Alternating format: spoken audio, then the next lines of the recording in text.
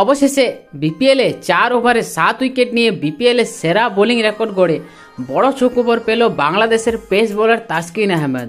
তাসকিনকে দলে নিতে বিসিবির সঙ্গে যোগাযোগ করছে আইপিএল এর দলগুলো। লখনৌ সুপার জায়ান্ট নিচ্ছে তাদের দলে। বিষয়টি সত্যতা জানতে হলে সম্পূর্ণ ভিডিওটি দেখতে থাকুন।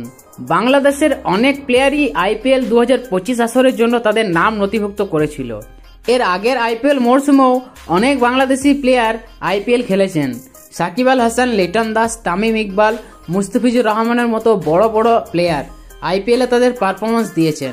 গত বছরের আইপিএলে চেন্নাইয়ের হয়ে মুস্তাফিজুর রহমান দারুণ বোলিং করেছিলেন। অবশেষে আইপিএল এর মাঝপথে দলকে ছেড়ে চলে এসেছিলেন। এই বছরের আইপিএল নিলামে তাসকিন ও মুস্তাফিজুরের নাম আসবে এবং কোনো না কোনো দল তাদের কিনবে, এটা প্রত্যাশা ছিল। কিন্তু কোনো আইপিএল দল কোনো বাংলাদেশি প্লেয়ারদের উপর নিলাম টেবিলে বলি রাখেননি। কোনো বাংলাদেশি প্লেয়ারদের উপর আগ্রহ দেখায়নি আইপিএল দলগুলো। মুস্তাফিজুরকেও চেন্নাই রিটেন করেনি। তবে বিপিএল চলাকালীন তাসকিন আহমেদের বোলিং দেখে জল্পনা আবার উঠে এসেছে। আইপিএল এর দলগুলোর মধ্যে লখনৌ হয়তো তাসকিনকে 2 কোটি রুপি দিয়ে তাদের দলে নিয়ে আসতে পারে। বাংলাদেশ প্রিমিয়ার লিগের ইতিহাসে নতুন রেকর্ড গড়েছেন তাসকিন আহমেদ। ঢাকা ক্যাপিটালসের বিরুদ্ধে দুর্দান্ত বোলিং করেছেন দুর্বার রাজশাহীর পেসার তাসকিন আহমেদ। নতুন বলে উইকেট নিতে শুরু করেন তিনি। তুলে নেন ঢাকার 2 ওপেনার লিটন দাস ও তানজিম তামিমকে। সব মিলিয়ে 4 ওভারে তাসকিন আহমেদ 19 রান দিয়ে শিকার করেন 7 উইকেট।